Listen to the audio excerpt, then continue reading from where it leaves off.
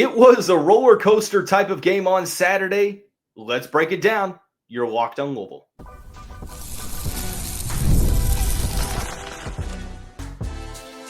You are Locked on Louisville, your daily podcast on the Louisville Cardinals.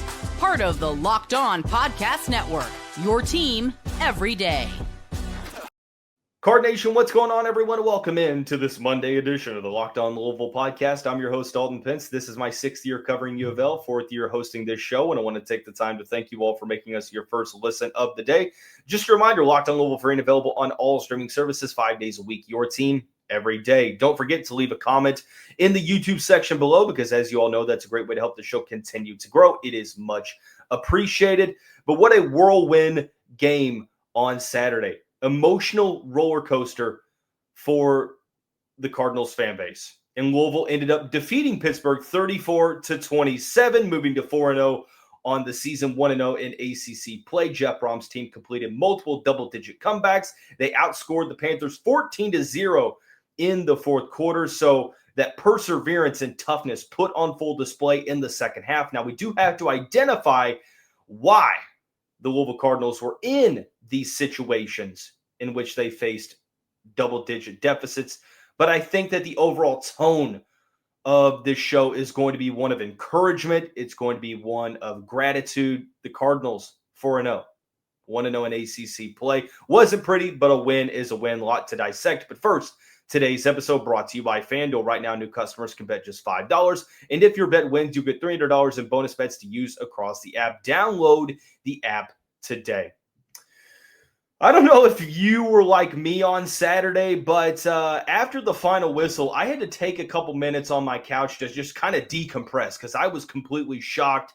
It felt like you experienced all of the emotions in a couple hours on Saturday. Started out really badly. Louisville ends up tying the game. Pittsburgh goes on another run. And in the fourth quarter, Louisville clutches up. And they win the game. They move to 4-0 in the season. They start ACC play out strong, and it's a huge result. And I know that there's a portion of this fan base, because I've seen them on social media, and I know that social media might not represent the majority of the fan base, but there are members of Card Nation that just, no matter which way you slice it, it's just discouraging. And look, I am not going to refute this argument that it wasn't a great game, because it wasn't. Louisville struggled. They had some of the same issues pop up that we've seen in the first 3 games. But what I will say is that I felt completely different about this team at 3:30 than I did at 1:30, 2 o'clock. Like the perseverance that was on display, the grittiness, the toughness, the fact that of the 4 games that the Cardinals have played, the 2 that have been close in the fourth quarter, Louisville's dominated the final quarter of regulation. Like, that's been huge to know that with their backs against the wall, Louisville plays their best football when it matters most. And that's why, even though the Cardinals haven't had a complete performance 1/3 of the way through the season now, that's why they're 4-0. Yeah, of course, the level of competition does have to be taken into consideration, but James Madison, a solid team. And I think Pittsburgh, look, people will say, well, the Cardinals shouldn't have struggled against Pittsburgh because they struggled and lost to West Virginia. That's one thing that I really, really hate. There's 2 fallacies that I just despise. And the first one is that, here, for example, insert team here struggled to a team that's not perceived to be good, and therefore you should have no problem demolishing insert team here. Like, that is such a lazy argument, because football is a week-by-week sport. Like, what you see one week isn't particularly what you might see the next week. Now, it could be, but it's hard to put things into a box that way. Pittsburgh and West Virginia, it's a rivalry game. They were going back and forth. Now you also have to factor in matchups. What teams do well versus what teams don't do well. And there's just so much context that has to be factored into the equation. And look, I understand you still needed to beat Pittsburgh. You did. You covered the spread against them. A win is a win. It sure beats a loss, of course, but that's the first fallacy that I can't stand. The second one is what I kind of coined the common opponent fallacy. And I'm sure you've heard it. And this really doesn't apply to this one, but it's appropriate to the conversation. Team A beats Team B. Team B beats Team C. Therefore, Team A should automatically beat Team C. You've heard that before, haven't you? People have used it to explain why one team in another conference is better than another team, right? You try to use that common opponent reference point to point out why a team should or should not beat another one. It's lazy. It's very lazy. It's a fallacy. We've got to stop this. We've got to stop this discourse. And look, I understand that Pittsburgh probably isn't one of the better teams that you're going to play on the schedule. Virginia, a team that you're playing next week, probably is better than Pittsburgh. But do they do what Pittsburgh does well? Do they have that front seven that Pat Narduzzi has that makes Louisville's offensive line struggle mightily? Do they have that? Perhaps not. UVA does have a better quarterback than Pittsburgh, but it just goes on to point that I'll get off my soapbox here now. Just the final point is that we got to stop using other opponents as reference points to, like, I mean, it could be a argument or an argument, but it can't be the argument, right? Because the way that I came away from Saturday was that I'm encouraged. The first half was terrible, but I loved the toughness and the perseverance that I saw, because it's extremely special. And it's not common when you see a team be able to, with their backs against the wall, be able to rise to the occasion and erase a deficit and go out and win a game. It's even more rare to see a team erase two double-digit deficits. And that's what the Cardinals did. 17-0 right out of the gate.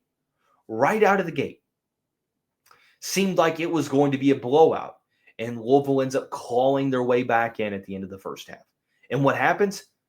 All the air is deflated out of that balloon when Pittsburgh hits a field goal. Louisville goes, 3 and out, punts it away. Pittsburgh then has a wide open touchdown pass down the sideline at the end of the first half.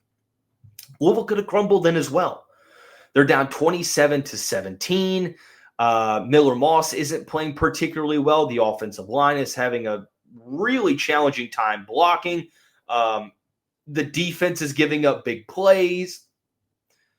Penalties, I mean, the same issues that you've seen popped up once again on Saturday. Louisville could have crumbled after 17-0. They didn't. They could have crumbled after 27-17. They didn't. And then you go to that second half. Louisville opens up the second half with a field goal drive, which was solid. It was probably one of their better drives of the game up until that point. Pittsburgh goes 3 and out. Louisville misses a field goal. And then after that, I mean, every single possession was either an interception or a turnover on downs for Pittsburgh's offense. So what you saw in the game on Saturday was, in the second half, collectively, all three phases of the game, the Cardinals won. Offensively, they got into a rhythm.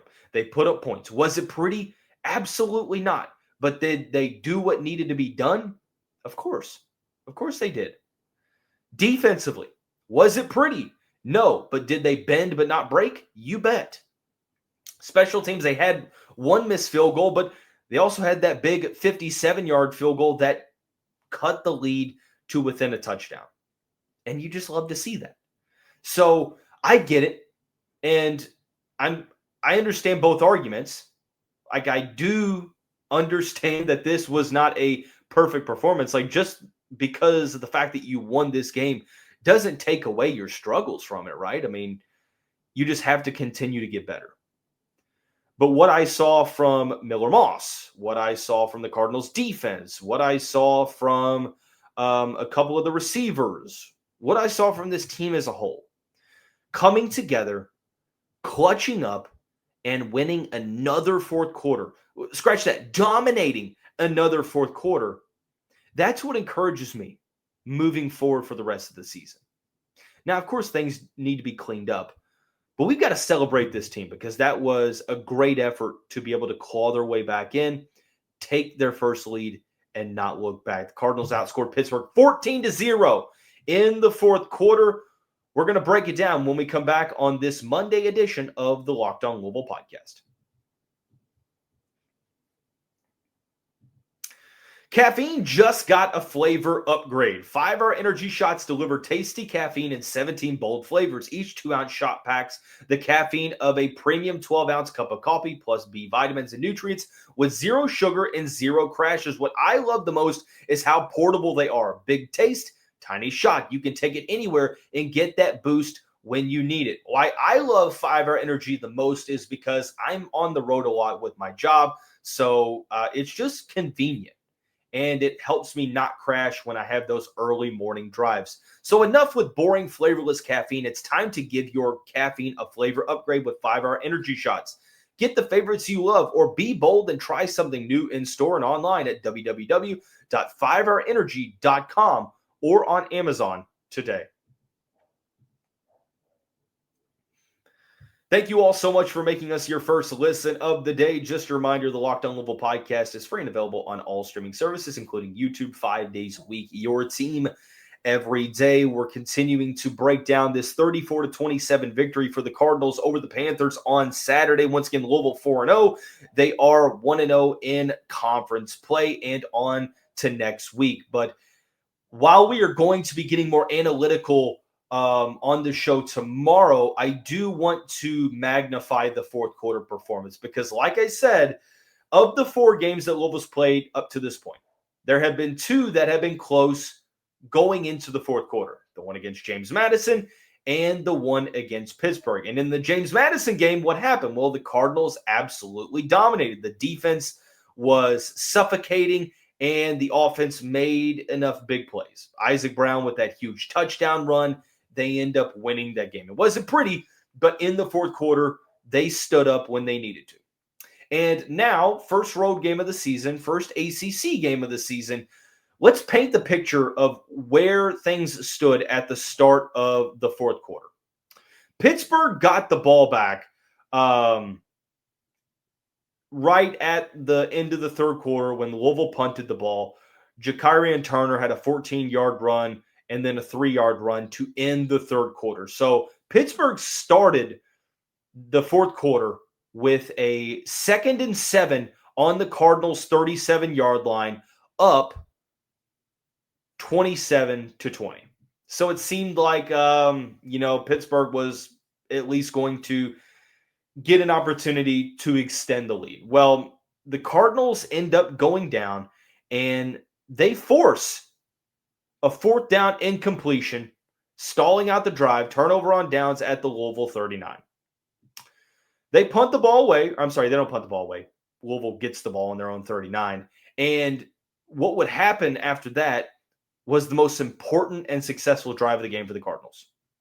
A 6-play, 61-yard touchdown drive, 2 minutes and 34 seconds. On 3rd and 7, Miller Moss had that deep pass to Caullin Lacy for 37 yards. And then one of the more underrated plays, 3rd and 1 at the Pittsburgh 12, Miller Moss is in the shotgun, and I think it's Duke Watson, but it's an RPO.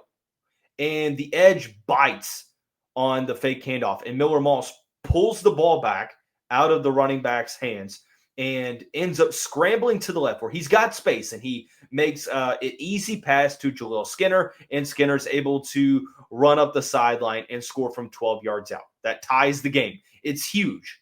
That gets you the momentum back. Pittsburgh gets the ball. 2 plays later, TJ Quinn dropped an interception earlier in the game, picked off Eli Holstein on a 2nd and 17 after Renee Conga had a sack on 1st down. Louisville would make Pittsburgh pay again by capitalizing on a 6-play, 30-yard drive.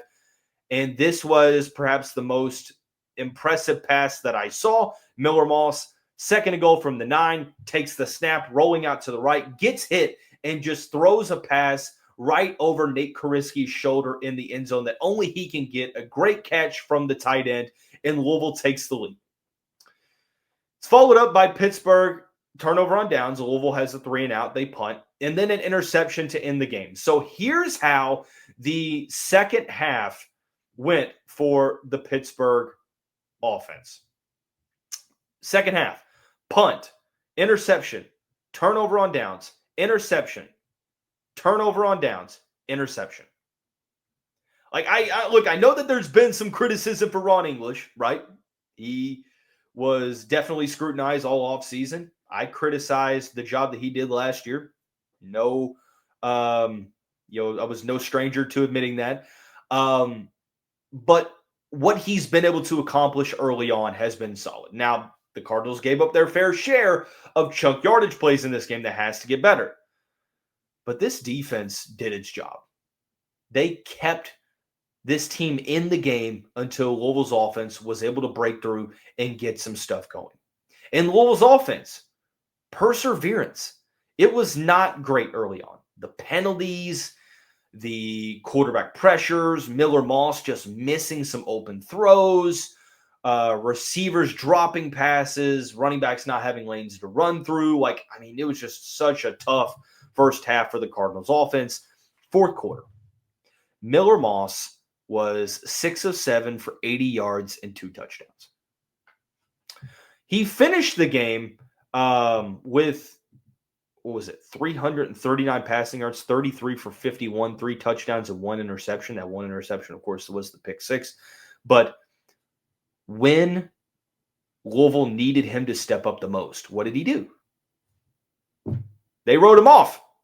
He didn't write back. 6 of 7, 80 yards and 2 touchdowns. Was it a good performance from Moss? Overall, I would say it was a solid performance. It wasn't a great performance. He made his fair share of mistakes, but I made this point, I'll make it again. How can you blame it all on Miller Moss when he's getting pressured so much? When your running game is absolutely non-existent because your running backs are hurt, you're not getting any push up front, you're getting pressured a good amount. You can't blame it all on Miller Moss. Now, Miller Moss does have to share some of the blame. I mean, he missed some throws in that first half. We were like, Miller, man, come on. You got to make those throws. But in the second half, it was awesome to see him bounce back because we got a glimpse of what this could be. We got a glimpse of what this partnership could turn into. And that's why I've been encouraged about Miller Moss going into the season. That's why I wasn't too awful concerned when he didn't look the greatest against JMU. It's like, okay, he's going to pick it. He's going to pick it up. Now, it was a roller coaster game to where at one point in the first half, I was kind of sitting there like, do you give Deuce Adams a try? Do you throw Brady Allen out there? Are they going to be able to deal with this pocket not being able to stay upright? Do you need a mobile guy in there? Is that why you might need Deuce Adams in there? Like, I was contemplating that with the rest of the Cardinals fan base. And then the second half happens, and Miller Moss looks much better. And don't get me wrong, guys. This might be one of the 2 best defensive front sevens that the Cardinals will see all season, along with, well, maybe 3, Miami and Clemson. Like, Clemson hasn't been good, but their front 7 still has a ton of talent on it. Pittsburgh was the number 1 team in sacks coming into this game. They bring a ton of pressure. That's kind of a trademark Pat Narduzzi defense. I thought that penalties derailed drives. I thought that offensive linemen not being able to pick up stunts at times, the running backs not being great in pass pro. Like, I know that I'm kind of going on a tangent here or going off on a tangent here, but like, I'm just being honest that I feel so much better about this offense, about this team, about Miller Moss, having witnessed that fourth quarter. Now, of course, the next step is trying to make that happen earlier in the game so you don't have to go down the way you did. But you saw that it can happen. Caullin, Lacy, and Chris Bell in this game, by the way, incredible. Caullin, Lacy, 8 for 95 receiving. Chris Bell, 10 for 135 and 1 touchdown. Pittsburgh couldn't guard either one of those guys. One-on-one, you're not guarding them. The only way that you're getting a solid play is if one of them drops the ball or Miller Moss doesn't throw a good pass or the pass can't even get there because there's somebody in the Cardinals' backfield. Offensive line play struggled once again. Penalties were a problem. The same issues, the same problems from the first 3 games were once again problems in the 4th game. We'll discuss the 3 things that worried me the most when we come back on this Monday edition of the Locked On Louisville podcast. Card Nation, at this time, I want to tell you about our friends over at Quo. Quo is the #1 business phone system that streamlines customer communications. One of the tools that makes a huge difference for business owners is Quo, formerly Open Phone. It's the same great business phone system you've heard me talk about before, just with a new name. And here's why it matters. Every missed call is money left on the table. With every customer conversation counts, you need a phone system that keeps you connected 24/7. So no more carrying 2 phones or relying on a landline. Their built-in AI agent is a game changer. It can answer after-hours calls, capture leads, and keep business moving even when you're off the clock. See why over 90,000 businesses trust Quo, formerly Open Phone. Get started for free and get 20% off your first 6 months at quo.com/lockedoncollege. That's quo.com/lockedoncollege. And if you've got existing numbers with another service, Quo will port them over at no extra charge. Quo, no missed calls, no customers. Also at this time, let's tell you about our friends over at FanDuel. The Louisville Cardinals covered the spread on Saturday against the Pittsburgh Panthers. It opened up as a 4.5-point spread. Louisville wins the game by 7.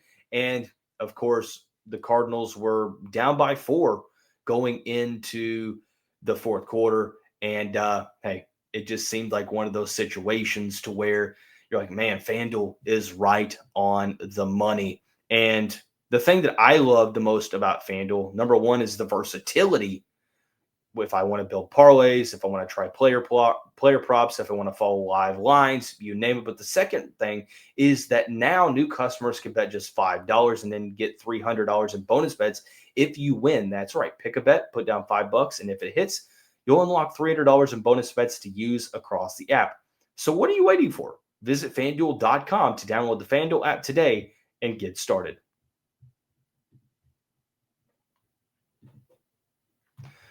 Of course, the overall tone of this episode is one of encouragement. It's one of celebration. It's one of relief, truthfully. But I loved the way that the Cardinals clutched up when their backs were against the wall. But as a person with high expectations for this team, for this program, for this coaching staff, we expect more, right? It shouldn't have been that close. You shouldn't have started out the way you did. You shouldn't have given Pittsburgh what you gave them. So the 3 things that worried me the most. The first, right out of the gate, the slow start. Louisville got the ball to start the game and immediate 3 and out. It was the 3rd straight game in which Louisville started out with a 3 and out. Look, I don't know if it's a game script problem. I don't know if it is an execution problem. I know that the team hasn't particularly been great in short yardage situations, but you end up having to punt the ball. And Pittsburgh gets the field goal. They then get a touchdown, and Miller Moss throws a pick 6, and the Cardinals find themselves in a very quick 17-0 hole. And I mentioned after the Bowling Green game that, hey, look, you can probably get away with some of the things you did against the Falcons, but when you play better teams, when you play on the road, you might not get that lucky. And Pittsburgh made you pay right away to the point where it seemed like it was just going to be a blowout because Pittsburgh had all the momentum. And if it wasn't for that kick-catch interference controversial call that got rescinded and Louisville recovers the fumble inside the 10-yard line, who knows what that game turns into. But the Cardinals clutched up. They made plays. But it's the slow start. Again, you're playing with fire by starting out so slowly. And it's crazy because you look back to like 2023, one reason why that team won 10 regular season games, one reason why Louisville was able to build leads is because they started so quickly. There was a string of games where the Cardinals didn't allow points in the first quarter. That's what we got to maybe not get back to, but strive to be like.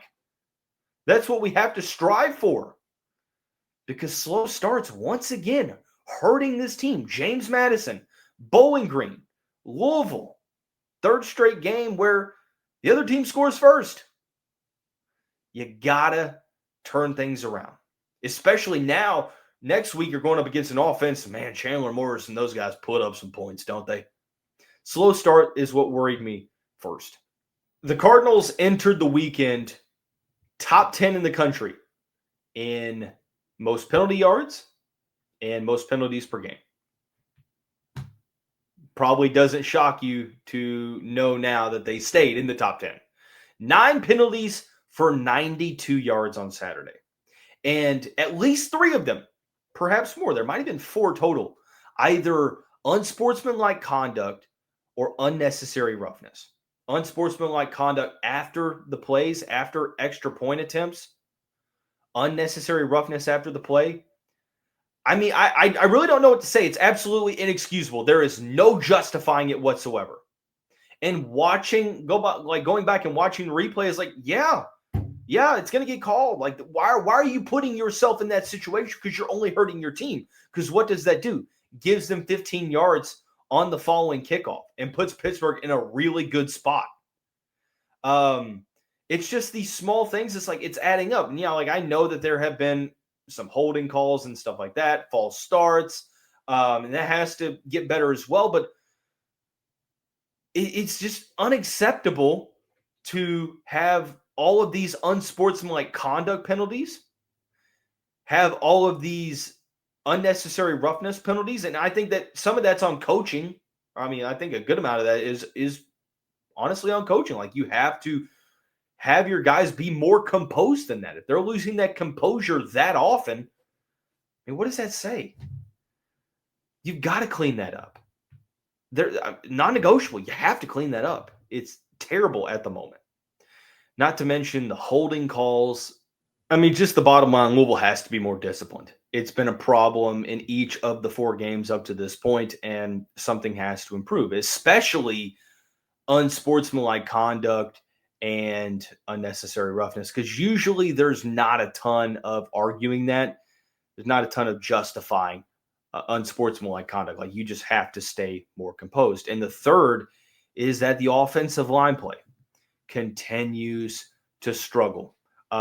Pittsburgh on Saturday had 2 sacks and 10 tackles for loss. The Cardinals were able to get minimal push up front, and thus, like, looking at the rushing numbers for the Cardinals, 33 carries, 54 yards, 1.6 yards per carry. Now, Miller Moss's sack yardage does go into consideration there.